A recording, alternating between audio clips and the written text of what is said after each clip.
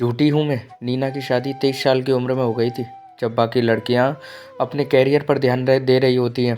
नीना ने कभी इस बात का गिला नहीं किया, बल्कि खुशी खुशी सब कुछ करती थी, क्योंकि वो जतिन को बहुत प्यार करती थी। जतिन उसकी दुनिया था। 23 साल की उम्र में ही वो माँ भी बन गई थी, लेकिन उसे लगा कि शायद यही उसकी डेस्टिनी थी। शुभ के होने के बाद वो जतिन के बिना अपने ससुराल में रही। जब बच्चा इस दुनिया में आता है तो उसे एडजस्ट होने में बहुत टाइम लगता है, लेकिन हर बच्चा कुछ समय में एडजस्ट हो जाता है। शुभ उन बच्चों में से बिल्कुल नहीं था। वो बहुत कम सोता था। शुभ की नींद भी बहुत कच्ची थी। ऐसे में नीना को बहुत परेशानी होती थी। शादी से पहले जिस नीना को दोपहर में 2 घंटे सोने की आदत थी, अब उसे रात को भी ढंग से 2 घंटे सोने को नहीं मिलते थे। कुछ दिन बाद उसकी सास से मिलने उनकी सहेली आई तो नीना को बोली कि नीना, अब तो तुम्हारा बच्चा 40 दिन का हो गया है, अब तुम रसोई का काम संभाला करो। तुम्हारे इस तरह आराम करने से तुम आलसी हो जाओगी। नीना को बहुत बुरा लगा, लेकिन उसने कहा कि कोई बात नहीं, शायद इस उम्र का नाम ही तजुर्बा है, और उसने रसोई भी अच्छे से संभालनी शुरू कर दी।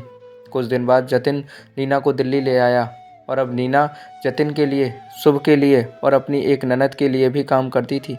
नीना को अब लगने लगा था कि हर समय बदलता है। काश वो उन आंटी को दिल्ली बुलाकर ये दिखा पाती कि वो कैसे इतनी कुशलता से सब काम अपने दम पर संभाल रही है।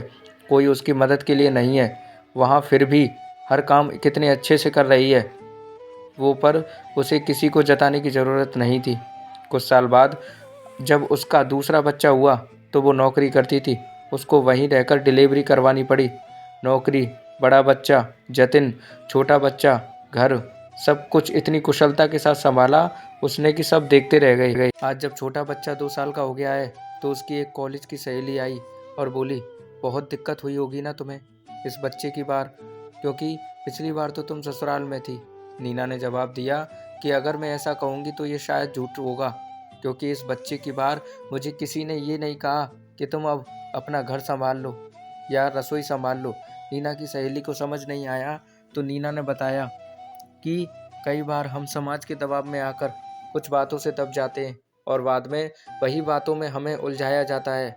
शुभ के वक्त मैं रात भर नहीं सोती थी कि शुभ सुबह 4 बजे तक जागता रहता था, और जतिन नहीं थे तो मैं अकेले रात भर उसको संभालती थी।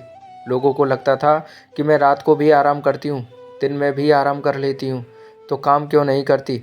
पर मैंने ज़िंदगी के तजुर्बे से ये सीखा है कि कभी कभी खुद से झूठ बोलना अच्छा रहता है और खुद को झूठा साबित करना अच्छा रहता है, क्योंकि मेरी मजबूरी सिर्फ मैं जानती थी। लोगों का काम होता है दूसरों की ज़िंदगी में झांककर दखल देना। ऐसे में अगर आप खुद को कहीं गलत साबित करके या झूठा साबित करके शांति खरीद सकते हैं तो वो फ़ायदे का सौदा होता है। तो दोस्तों, जितना हो सके आप दूसरों की ज़िंदगी में झांकना बंद कर दीजिए और अपने आप पर फोकस रखिए। दोस्तों, कैसी लगी ये कहानी कमेंट बताइएगा। अच्छी लगी तो लाइक शेयर ज़रूर कीजिएगा। थैंक यू दोस्तों कहानी सुनने के लिए।